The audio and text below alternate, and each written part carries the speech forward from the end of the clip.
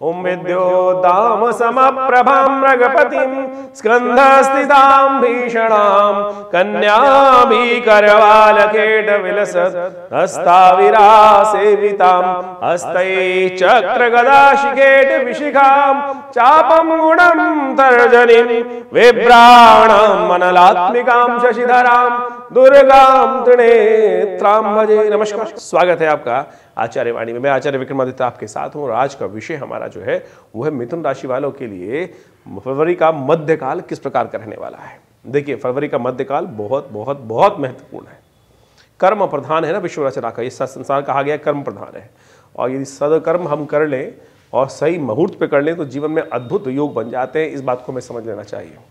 और जनवरी का मध्यकाल इसी प्रकार के ग्रह योग को लेकर उपस्थित है। गुप्त नवरात्रि जनवरी के मध्यकाल में पड़ रही है जो आरंभ होगी 10 फरवरी से और ये बड़ा महत्वपूर्ण समय रहेगा। इन दिनों में विशेष तौर पर हम बात करें जनवरी के मध्यकाल में तो कई ग्रहों का परिवर्तन, सूर्य परिवर्तित होने जा रहे हैं। सबसे बड़ा इंपॉर्टेंट चेंज, शनि के घर जा रहे हैं, शनि अस्त होने जा रहे हैं, बुध राशि परिवर्तन करने जा रहे हैं, उससे पहले बुध भी अस्त होने जा रहे हैं, शुक्र भी राशि परिवर्तन करने जा रहे हैं। और हम बात करें मिथुन राशि के संबंध में, मिथुन के राशि के स्वामी बुध, आपके केंद्र के दो भावों के स्वामी बुध।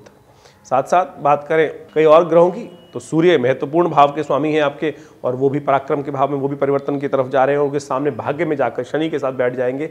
शनि जो भाग्येश हैं वो अस्त हो जाएंगे। क्या कुछ होगा इन सब परिवर्तनों से, देखिए आपको इंपॉर्टेंट भाव से समझाने का हम प्रयास कर रहे हैं।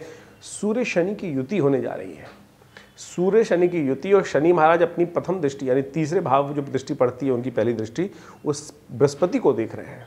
कहा जाता है कि ये दृष्टि जो होती है उसमें अस्त ग्रह यदि इस प्रकार का दृष्टि का योग बनाए तो कहा जाता है कि अशुभ होता है और विशेष तौर पर राजनीति करने वाले लोगों के लिए तो बहुत अशुभ है। और ऐसे में दिखाई हो सकता है कि कुछ ना कुछ किसी राजनेता के साथ अशुभ घटने का बहुत बड़ा योग बन जाए। साथ साथ ये ग्रह योग जो विचित्र प्रकार के योग बना रहे हैं उनका आपके जीवन में क्या प्रभाव पड़ेगा वो आपको सिलसिलेवार तरीके से समझना चाहिए। गुप्त नवरात्रि का आरंभ काल है तो ऐसे में शुभ रूप से आपके लिए ग्रहों का योगायोग जो बन रहा है वो आपको अवश्य समझते हुए कार्य करने का प्रयास करना चाहिए। 10 फरवरी को सबसे पहले हम समझें तो शनिवार का अवसर है, प्रतिपदा है, माघ मास की शुक्ल पक्ष की प्रतिपदा, गुप्त नवरात्रि का आरंभ काल है और आपकी राशि के अनुसार से ग्रह योग अच्छे योग बना रहे हैं। लेकिन एक दिक्कत यह है, आपकी राशि के अनुसार से बुध अस्त होने जा रहे हैं और ये बुध का अस्त होना विशेष तौर पर मिथुन राशि वालों के लिए थोड़ा सा नुकसान, मैं कहूँगा चीज़ों को थोड़ा सा मैनेज करने में दिक्कत आने के योग बन सकते हैं। तो इसलिए आपको इसका उपाय विशेष तौर पे करना चाहिए। बुध का अस्त होना आपकी राशि के अनुसार से जिस राशि पे चलते हुए बुध अस्त हो रहे हैं वो विशेष तौर पे ग्रहों का योग बनाएंगे आपके लिए खास तौर पर थोड़ा सा कष्टमय। तो उसको ठीक करने के लिए जो आपको उपाय करना है वो समझें, गौ सेवा करें, गाय को पालक खिलाएं, ये सारे उपाय करने का प्रयास करें। सबसे सुंदर उपाय जो है ना गुप्त नवरात्रि के आरंभ काल से बनी रहा है तो कोशिश ये करें कन्या पूजन करने, माँ दुर्गा की आराधना करें ना, इससे बढ़िया श्रेष्ठ मुहूर्त क्या। हमने विवेकानंद योगाश्रम में गुप्त नवरात्रि के अवसर पर बहुत विशाल यज्ञ रखा है। शेष चंडी महायज्ञ का सुंदर आयोजन रहेगा। आप सब भी उसमें अपने नाम से यज्ञ कराने के लिए सुंदर तरीके से सम्मिलित हो सकते हैं। माँ भगवती का सुंदर शिव विग्रह, भगवती के जो शिव विग्रह हमारे आश्रम पर 500 साल पुराना भगवती का शिव विग्रह जो उपस्थित है उन्हीं के सानिध्य में ये सुंदर यज्ञ रहेगा। आप सब भगवती का सानिध्य लें, देखिए कल्याण के योग बनेंगे। 11 फरवरी को ग्रहों का योगायोग दिखाएं तो रविवार का सुंदर अवसर है, द्वितीय दिवस है और साथ साथ चंद्र दर्शन होने जा रहे हैं उस दिन। और 2 महत्वपूर्ण ग्रहों का परिवर्तन, शुक्र होने जा रहे हैं, विशेष तौर पर मकर राशि पे जाने वाले हैं। इसके साथ साथ एक ग्रह और शनि महाराज जो है वो अस्त होने जा रहे हैं। जैसा हमने कार्यक्रम के आरंभ में आपको बताया था, चंद्र दर्शन तो होंगे ही होंगे और ऐसे में ग्रहों का योगायोग यदि आपकी दृष्टिकोण से देखा जाए तो इस वक्त शनि महाराज के साथ चंद्रमा की युति आपके भाग्य में बन रही है। और ये युति वैसे तो अच्छी है लेकिन शनि के अस्त हो जाने से भाग्य में थोड़ी सी समस्याएं उत्पन्न होने के योग बन सकते हैं और धर्मयुक्त कार्य करने की बहुत ज़रूरत है। ऐसे में धर्मयुक्त कार्य करने का प्रयास करें। रविवार का दिवस है, भगवान सूर्य को जल दें और साथ साथ चंद्रमा का दर्शन शाम को शुभ होगा, आपके लिए कल्याणकारी योग बनाने वाला है। इस वक्त आपकी राशि के अनुसार से बात करें तो शुक्र महाराज मंगल के साथ और विशेष तौर पर बुध के साथ जो ग्रहों का योगायोग बनकर अष्टम भाव में बैठे हैं और अष्टम भाव में शुक्र विशेष तौर पर आ गए हैं मंगल के साथ। ये सुंदर है आपके लिए। मंगल को और ताकत मिलेगी, नए संपर्क साधने में रास्ता बन सकता है। लेकिन कुछ लोग आपसे ईर्ष्या कर सकते हैं, ऐसे में ध्यान रखते हुए कार्य करने की ज़रूरत है। आने वाले समय में कुछ लोग जो हैं आपकी तरक्की को देखकर, आपके कार्यों को देखकर, आपकी पर्सनालिटी को देखकर कुछ ईर्ष्या के योग आपके साथ बना सकते हैं। तो हमें दिखाई देता है आपको लगातार अपनी हिम्मत को जगाए रखने की ज़रूरत है। शुभ ये करें कि विशेष तौर पर शाम के समय चंद्रमा का दर्शन करें, माता पिता बड़े गुरुजन का आशीर्वाद लें, तो आपके लिए अच्छे होने के योग बनेंगे। 12 फरवरी को यदि हम बात करें तो उस दिन तृतीया तिथि है, सोमवार का अवसर है और मीन राशि में चंद्रमा प्रवेश कर रहे हैं करीब करीब सुबह 5:48 पर। इसके साथ साथ यदि ग्रह, क्योंकि सुबह सुबह ही करीब 6 बजे के आसपास ही शनि भी अस्त होकर चुके हैं अभी, तो ऐसे में ये समय जो है विशेष तौर पर आपको ग्रह योग के अनुसार से दिखाई देता है कि आगे बढ़ने के अवसर तो बनेंगे, लेकिन उसके लिए थोड़ा सा आपको मेहनत ज़्यादा करनी पड़ेगी, क्योंकि शनि भाग्य में इस वक्त विशेष तरह बात करें तो मिथुन राशि वालों के लिए भाग्य में चल रहे हैं काफ़ी दिनों से, और भाग्य में शनि कार्य तो धीरे धीरे करते हैं, लेकिन शनि जो अस्त हो गए हैं भाग्य में, भाग्य से कई रास्तों पर आपको समर्थन मिलने में थोड़ी दिक्कत आने के योग बन सकते हैं। तो आपको लगातार प्रयास करना पड़ेगा। प्रयास यानी आप थोड़ा जो अटेम्प्ट कर रहे थे उसमें जो प्रोपेंसिटी है लाभ की थोड़ी कम होती दिखाई दे रही है, उसको लगातार आपको बढ़ाने का प्रयास करना पड़ेगा। सबसे बड़ी बात है पुरुषार्थ। भाग्य सपोर्ट करने के योग बना रहे थे तो देखिए हर चीज़ में कुछ अच्छा कुछ खराब होता है। अब शनि के अस्त होने से एक बात अच्छी हुई यहाँ पर, शनि के अच्छे होने से क्या हुआ कि भाग्य के आप जो आवेश में आके आप बैठे थे कि भाग्य से सपोर्ट होगी कुछ ना कुछ, यहाँ पुरुषार्थ में कमी हो रखी थी, लेकिन शनि के अस्त होने से एक अच्छी बात ये हुई कि आपके पुरुषार्थ में जो कमी आ रही थी उसको आपको बढ़ाने में सपोर्ट मिल सकती है। तो इसलिए थोड़ा पुरुषार्थ बढ़ाइए। देखिए शनि के अस्त होने से कोई फर्क नहीं पड़ने वाला, आपको आगे बढ़ने के सुंदर योग बन सकते हैं। सोमवार का दिवस है और गुप्त नवरात्रि चल रही है। माँ भगवती दुर्गा की आराधना करके उनका आशीर्वाद लें। इस वक्त तृतीया तिथि है, गौरी जी का विशेष तौर पर पूजन किया जाता है। कहा जाता है कि माँ गौरी के निमित्त गुड़ का और विशेष तौर पर मिठाई का ये सब दान करने, श्रृंगार की वस्तुएं दान करने से, माँ भगवती दुर्गा पार्वती जी का ध्यान पूजन कर लेने से, तो शिव के साथ साथ भगवती पार्वती का भी पूजन करें, कल्याण के योग बनेंगे। और हो सके तो तिल चतुर्थी का भी योग बन रहा है इस दिन, क्योंकि शाम के समय चतुर्थी का सुंदर आगमन हो जाएगा। तो ऐसे में यदि दूध में तिल डालकर उनके द्वारा भगवान का अभिषेक किया जाए तो बहुत सुंदर आगे बढ़ने के अवसर भी मिलेंगे। और ग्रहों का प्रभाव जो है, जो अशुभ प्रभाव है, उसको शुभ करने में परमात्मा की कृपा से लाभ प्राप्ति के योग बन जाएंगे। और इस गुप्त नवरात्रि के दौरान में हम विवेकानंद योगाश्रम में लगातार सहस्त्र चंडी महायज्ञ का सुंदर आयोजन कर रहे हैं। आप भी उसमें अपने नाम के निमित्त अपने विशेष तौर पर यज्ञ में सम्मिलित होने के लिए नित्यपति यज्ञ चल रहा है। नित्यपति यज्ञ चलेगा। दुर्गा सप्तशती के संपूर्ण 13 अध्यायों का करीब करीब 1000-1500 आहुतियाँ नित्यपति पढ़ेंगी इस यज्ञ में। आप भी उसमें अपने नाम से आहुति पढ़ाने के लिए, आहुति दिलवाने के लिए, विशेष तौर पर सम्मिलित होने के लिए, यज्ञ में यज्ञ के पुण्य को प्राप्त करने के लिए नीचे जो नंबर चल रहे हैं उन पर संपर्क साधकर अपने नाम से भी उन यज्ञों में आहुति प्राप्त करने के लिए सुंदर योग बना सकते हैं। 13 फरवरी को ग्रहों का योगा योग जो चल रहा है वो दिखाता है चतुर्थी की तिथि, मंगलवार का अवसर। चतुर्थी और मंगलवार बड़ा सुंदर अवसर होता है। कहा जाता है कि यदि योग बने तो अंगारक योग बन जाता है। ऐसे में विशेष तौर पर बड़ा सुंदर स्थिति बनी हुई है। संक्रांति का भी योग चल रहा है। सूर्य जो है वो विशेष तौर पर कुंभ राशि में आ रहे हैं और सूर्य कुंभ राशि में आने के साथ साथ बड़ा सुंदर योग बनाएंगे। तो ऐसे में विशेष तौर पर संक्रांति के निमित्त आप कुछ तिल इत्यादि का, गुड़ इत्यादि का, गर्म कपड़ों इत्यादि का दान करने से संपूर्ण रूप से अपने कष्टों को दूर करने का योग बना सकते हैं। सुंदर योग है, इसका लाभ आपको अवश्य लेने का प्रयास करना चाहिए। शनि और सूर्य की युति हो गई अब, यानी शनि जो है विशेष के घर सूर्य शनि के साथ आ गए हैं और जिसके कारण से अभी शनि 2 दिन पहले अस्त हो गए। और ये शनि का जो अस्त होना है सूर्य के कारण से, ये विशेष तौर पर आपके दृष्टिकोण से देखा जाए तो कई प्रकार के अलग अलग प्रकार के योग बना रहा है। इस वक्त मंगल आपके अष्टम भाव में विद्यमान है, उदय भाव में बैठे हुए हैं और शनि महाराज अस्त हो गए। तो शनि के अस्त होने के कारण से आपकी राशि में थोड़ा सा नेगेटिव प्रभाव तो अवश्य पड़ेगा। बुध भी अस्त चल रहे हैं, इसलिए लगातार आपको कुछ खास प्रयोग करने की ज़रूरत है। देव कृपा से इस वक्त गुप्त नवरात्रि का अवसर चल रहा है। हमें दिखाई देता है कि माँ का सानिध्य, जब व्यक्ति के जीवन में कोई ना कोई कष्ट होता है तो सबसे पहले माँ का नाम ही आता है। छोटे बच्चे के जीवन से लेकर बड़े बच्चे के जीवन में भी, आदमी के जीवन में भी कोई कष्ट आता है तो सबसे पहले माँ नाम ही निकलता है इस पूरे संपूर्ण संसार के अंदर।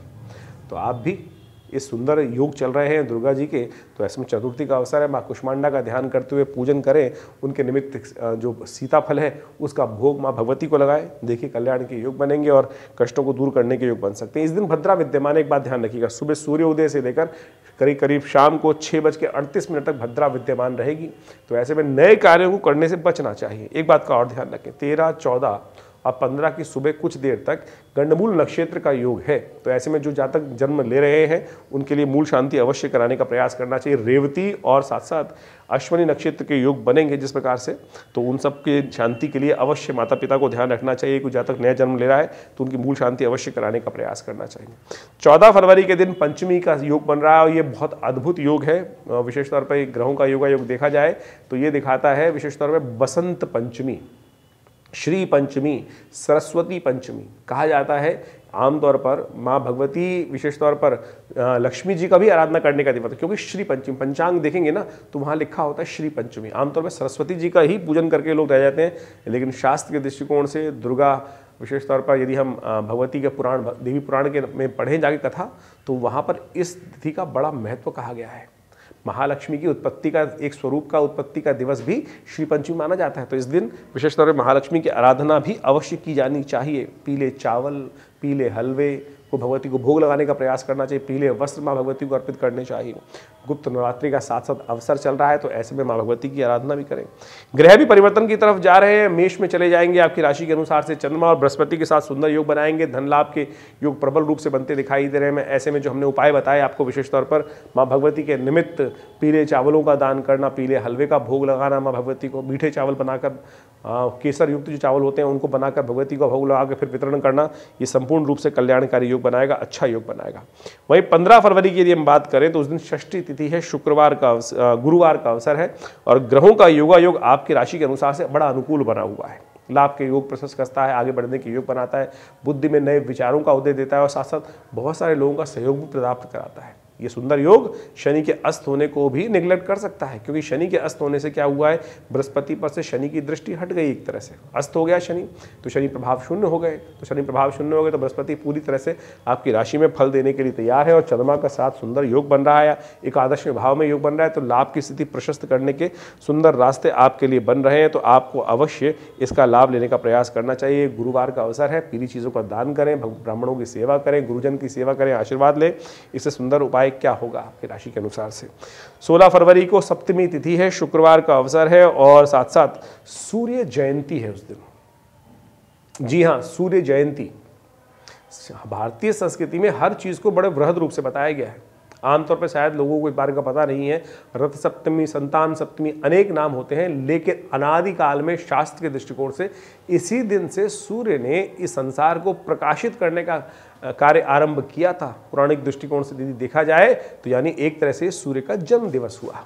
तो भगवान सूर्य का दर्शन कर कर उनको विशेष तौर पर अर्घ देने का प्रयास करें। ये सुंदर योग बड़े सुंदर तरीके से बन रहा है। सूर्य भी संपूर्ण रूप से ताकत में है और ग्रह योग का अच्छी स्थिति बनती दिखाई दे रही है। आपके लिए बड़ा अनुकूल ग्रह योग बनता दिखाई दे रहा है। तो ऐसे में लाभ के अवसर आपके लिए अच्छे रहेंगे, आगे बढ़ने के सुंदर अवसर रहेंगे। सुबह सुबह भगवान सूर्य का दर्शन कर कर तांबे के लोटे से थोड़ा सा उनको रोली डालकर पीले पुष्प के साथ भगवान सूर्य को ओम घृणी सूर्य आदित्याय नमः या ओम अहि सूर्य सहस्त्रांशु तेजो राशि जगत पते अनुकंपाय मां भक्ता गणगम दिवाकरम, इस मंत्र से भगवान सूर्य को अर्घ दीजिए, उनका संपूर्ण रूप से दर्शन कीजिए। कल्याणकारी योग बनेंगे, आगे बढ़ने के योग बनेंगे। ग्रह आपके अनुकूल बन रहे हैं और चंद्रमा बलकर उच्च के होने जा रहे हैं, वो भी आपके लिए बड़े महत्वपूर्ण योग बनाने वाले। गौ सेवा भी बड़े सुंदर तरीके से कर सकते हैं, लाभ ले सकते हैं। यदि हम 17 फरवरी की बात करें तो बड़ा महत्वपूर्ण दिवस है, अष्टमी का योग। 17 फरवरी, वहाँ भी 8 नंबर, वहाँ भी 8 नंबर और शनिवार का अवसर। देखिए 3 शनि के नंबर एक साथ इकट्ठे हो गए हैं। 17 फरवरी 17 नंबर शनि का जो 8 बन जाता है, अष्टमी तिथि और साथ साथ शनिवार का अवसर और दुर्गा अष्टमी का योग, ये बड़ा सुंदर दिवस बन रहा है ऐसे में। और साथ साथ सर्वार्थ सिद्ध योग भी विद्यमान है, जो करीब करीब सुबह 8:45 बजे से आरंभ होकर पूरे रात्रि में सुंदर तरीके से विद्यमान रहेगा। नए कार्य, नए संपूर्ण शक्ति के साथ लगना आपके लिए बड़ा संपूर्ण योग, अच्छा योग बनाता है। लेकिन ध्यान रखिएगा, चंद्रमा उच्च के होकर 12वें भाव में चले गए, थोड़े खर्चे बढ़ने के योग बनते दिखाई दे रहे हैं। ऐसे में खर्चों को आपको कंट्रोल करने का प्रयास करना चाहिए और जिद में नहीं अड़ना चाहिए। 8 नंबर आ रहा है, संपूर्ण शनि का नंबर आ रहा है और शनि आपके भाग्य में चल रहे हैं अस्त होकर। शनि अस्त हो गए तो अननेसेसरी इस बात का ना ध्यान करें, ध्यान रखें कि अननेसेसरी किसी भी कारण से कोई भी जिद आपके मनोमस्तिष्क पर परेशान कर सकती है, तो उसका ध्यान रखते हुए कार्य करने की ज़रूरत है। सुंदर रूप से सबसे श्रेष्ठ उपाय है माँ भगवती दुर्गा की आराधना। उनको हलवे का भोग लगाइए, लाल वस्त्र, लाल पुष्प उन्हें अर्पित करें, कल्याण होने के योग बनेंगे।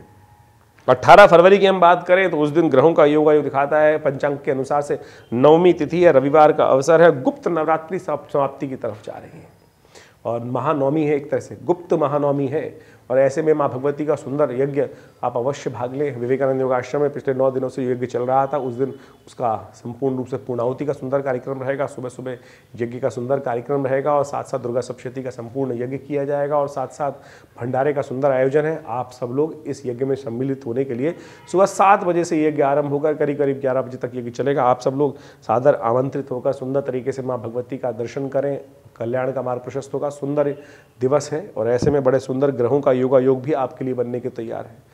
चंद्रमा जो है वो थोड़े से क्षीण आपकी राशि में पड़कर, लेकिन शाम तक वो विशेष तौर पर मिथुन में चले जाएंगे और नई शक्ति का संचार करने के सुंदर योग बनाएंगे। तो आपके लिए ये योग कहीं ना कहीं यदि भगवती दुर्गा की सानिध्य लेंगे तो आपके खर्चों में, नुकसान में कहीं ना कहीं भगवती कृपा से रास्ता बन सकता है, नुकसान कम होने के योग बन सकते हैं। अन्य स्त्री खर्चों से बचें, विकार के झगड़ों से बचने का प्रयास करें। 19 फरवरी का दिवस, दशमी तिथि, सोमवार का अवसर है और साथ साथ बुध इस दिन परिवर्तन करने की तरफ जा रहे हैं। बुध भी आपकी राशि में अष्टम से निकलकर भाग्य स्थान में सूर्य और शनि के साथ विराजमान हो जाएंगे। जी हाँ, अस्त चल रहे हैं, लेकिन ये भाग्य में जाना बुध का आपके लिए किसी ना किसी कारण से लाभ के योग बना सकता है, भाग्य से रास्ते बन सकते हैं। ऐसे में बुध को थोड़ा शक्ति देने का आपको प्रयास करना चाहिए।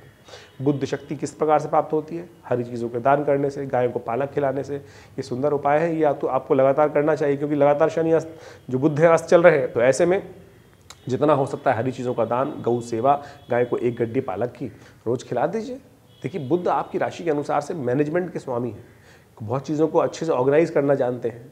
बुध यदि शुद्ध होकर आप जैसे व्यक्तियों की कुंडली में यदि लग्न में या खासतौर पर उच्च का होकर बैठ जाए तो कहा जाता है कि ऐसे व्यक्ति बहुत बड़ी उन्नति प्राप्त करने के योग बनाते हैं। यदि कुंडली में है, बहुत अच्छे मैनेजर्स माने जाते हैं, बहुत गवर्नमेंट के टॉप लेवल सेक्रेटरीज लेवल में यदि कुंडली देखें तो उनमें बहुत बढ़िया तरीके से ये बुध कहीं ना कहीं केंद्र में बहुत सुंदर होकर ताकतमय होकर बैठते हैं। तो अब वही योग बुध का आपकी राशि के अनुसार से, तो आप बुध को थोड़ा ताकत देने का प्रयास करें, क्योंकि बुध अस्त है और वो आपके लिए जो बल्ब है ना, बुद्धि का बल्ब, थोड़ा सा लुभाने के रास्ते बना सकते हैं। तो अब बुद्धि की जगाने के लिए ये सुंदर उपाय कर आप ऐसे में बुध जब शीर्ण हो तो उनको ताकत देने का प्रयास कर लीजिए, लाभ प्राप्त होगा, बहुत सुंदर योग बनेगा। एक काम और कर सकते हैं, सोमवार का अवसर है, भंग को पानी में मिलाकर इससे भगवान का विजया कल्प जो होता है, विजया के द्वारा भगवान का अभिषेक करें, सुंदर योग बनेंगे, लाभ के योग बनेंगे। 20 फरवरी को विशेष तौर पर एकादशी है और जया एकादशी का सुंदर योग है। ये जया एकादशी संपूर्ण रूप से जय देने वाली है और इस बार एकादशी जो है द्वादशी के साथ संयुक्त रूप से बन रही है। वैसे तो 19 फरवरी को भी करीब करीब मध्याह्न के आसपास एकादशी आ जाएगी, लेकिन क्योंकि अगले दिन हमको 20 तारीख को एकादशी और द्वादशी का सुंदर योग बन रहा है, तो एकादशी का पुण्य विशेष तौर पर 20 फरवरी को ही मनाना सबसे श्रेष्ठ दिखाई देता है। ग्रहों का यदि योगा योग देखा जाए तो आपके लिए अच्छा अनुकूल रहेगा, आगे बढ़ने का मार्ग प्रशस्त करेगा, क्योंकि चंद्रमा भी परिवर्तित हो गए, आपकी राशि के अनुसार से केंद्र में अवस्थित हो गए हैं। तो ऐसे में इन सब का लाभ लेते हुए आपको कार्य करने का प्रयास करना चाहिए। ग्रहों का परिवर्तन किस प्रकार से आपकी राशि में खेल खेल रहा है, इन सब को एनालाइज करने के लिए हम एक छोटे से तरीके से, यानी राशि के हिसाब से आपके समक्ष संपूर्ण रूप से दिन पर दिन क्या ग्रहों का योगा योग रहेगा बताने का प्रयास करते हैं और आप सबको भी इन चीज़ों को समझते हुए कार्य करने का प्रयास करना चाहिए। देखिए, राशि तो एक पहलू है, लेकिन इसके अलावा भी जन्मपत्री को अच्छे से एनालाइज करने की जरूरत होती है कि जन्मपत्री में राशि कौन सी है, लग्न कौन सी है, नवांश में किस प्रकार के ग्रह योगा योग बना रहे हैं। उन सब चीज़ों को यदि सही समझ लिया जाए तो बहुत सुंदर तरीके से आप अपने जीवन में किस प्रकार से समय आपको कहाँ ले जा रहा है वो अच्छे समझ सकते हैं। फिर भी बहुत सारे लोग इस बात पर भ्रांति में रहते हैं कि राशि तो जनरल है। जी हाँ, राशि तो जनरल है, लेकिन फिर भी उसी 12 राशियों में तो पूरा संसार विभाजित है और उन 12 कैटेगरीज में हम बहुत सारी चीज़ों को एनालाइज कर सकते हैं ओवरऑल बड़े ब्रॉडर वे में। माइन्यूट सटल तो जितना ज़्यादा देखने का प्रयास करेंगे वो उतना ज़्यादा गहरे उतरेंगे तो उतना लाभ तो होगा ही होगा, वो तो एक डेफिनेट बात है। लेकिन सार्वभौमिक रूप से राशि भी बहुत काम करती है। यदि कोई समस्या लगातार चल रही है, चिंता ना करें, उसके लिए वृहद रूप से ज्योतिष विज्ञान का सहारा लेते हुए कार्य करने का आप प्रयास कर सकते हैं। सुंदर तरीके से हम समय समय पर बहुत सारी गणनाएं आपकी राशि के अनुसार से बताते ही हैं, लेकिन यदि गहन चिंतन कर यदि बहुत सुंदर तरीके से जीवन की कोई समस्या है उसका निदान निकल ही नहीं रहा है, तो देव कृपा से, भगवान की उपासना से उन सब चीज़ों को रास्ता निकल जाता है। हमने वृहद रूप से देखा है। यदि समय बहुत बुरी तरह से परेशान कर रहा है, मुकदमे शांति नहीं हो रहे हैं। तो हमने देखा कि ऐसे में माँ भगवती दुर्गा की आराधना के लिए दुर्गा जी की विभिन्न मंत्रों का अनुष्ठान यदि किया जाए, उससे परिवर्तन के योग बनते हैं। बगलामुखी जी का अनुष्ठान, महाकाली जी के अनुष्ठान बिल्कुल प्रत्यक्ष रूप से लाभ देते हैं। बहुत सारे लोग मन में भ्रांति होती है शायद अनुष्ठान पूजा पाठ जो है अरे बिल्कुल परिवर्तन करने का योग बनाते हैं। उपाय है ना, रेमेडियल एस्पेक्ट तो यही है। और मंत्र से वातावरण बनता है और उस वातावरण के द्वारा नेगेटिव चीज़ जो है पॉजिटिव में परिवर्तित होने के सुंदर संकल्प के साथ रास्ता बनता है। तो शास्त्रों में जो विधान बताए गए हैं बड़े बड़े अनुष्ठानों के, वो बिल्कुल सत्य है। और हमारे आश्रम पे तो पिछले कितने सालों से नित्य 8 घंटे करीब यज्ञ होता है और हमने उन सब विधानों को समझा करा। जब शत्रु लगातार परेशान कर रहा हो, रास्ता नहीं बन रहा हो, तो उन प्रयोगों को कर चाहे वो महाकाली के प्रयोग हैं, बगलामुखी जी के प्रयोग हैं, अद्भुत रूप से कष्टों को दूर करने के योग बनाते हैं। देखिए, देर है अंधेर नहीं है, ये सत्य मान लीजिए। शास्त्र के अंदर इस बात को प्रमाणित किया गया है। जीवन में कष्ट किसके नहीं आए? कृष्ण भगवान के, राम के, संपूर्ण रूप से साक्षात शंभु के जीवन में भी कष्ट आए, भगवान विष्णु के जीवन में भी कष्ट आए। यदि उनकी कथाओं को समझे तो कष्ट आना एक वास्तविक तौर पे संसार का क्रम है, आए। लेकिन आप पुरुषार्थ के साथ, बुद्धि के साथ साथ माँ भगवती की कृपा से, संसार में पराशक्तियों की कृपा से उन कष्टों को भगा दे, वो आपके कर्म पर निर्भर करता है। विडंबनाएं बहुत हैं, बहुत सारे लोग विडंबनाएं डाल सकते हैं मन में कि नहीं कुछ नहीं होता है, ये नहीं होता। सब कुछ होता है संसार में, कुछ भी संसार में असत्य नहीं है। कर्म प्रधान विश्व रच राखा। तो इसलिए आप सैद्धांतिक तौर पे इन समस्त रहस्यों को समझते हुए कार्य करने का प्रयास करें। हमारा ये विवेकानंद योगाश्रम सदगुरु आचार्य श्री केशव देव जी महाराज के सानिध्य में जो हमने कार्य किए हैं और बहुत सारे विभिन्न शोध कार्य किए हैं। आश्रम पर नित्य 8 घंटे यज्ञ चलता है। बहुत सारी पुस्तकों की रचना, ग्रंथों की रचना आश्रम के द्वारा, हम सबके द्वारा की गई है। आप सब आश्रम में आए। हर रविवार को एक बहुत विशाल यज्ञ, वैसे तो नित्य प्रति यज्ञ होता ही है, लेकिन रविवार को एक सामूहिक कार्यक्रम हम आश्रम पे करते हैं जो करीब करीब सुबह 7:30-8 बजे से आरंभ होता है और भंडारे के साथ 11 बजे तक चलता है। उसमें यज्ञ, संकीर्तन, उपदेश, रामायण का स्वाध्याय, जो पिछले करीब स्वाध्याय तो करीब 8-10 साल से चल ही रहा है और बहुत सुंदर तरीके से रामचरितमानस का एक जनमानस के लिए किस प्रकार से उसको हमें जीवन में उतारना चाहिए, उसका भी सुंदर कार्य किया जा रहा है। आप आइए विवेकानंद योगाश्रम में।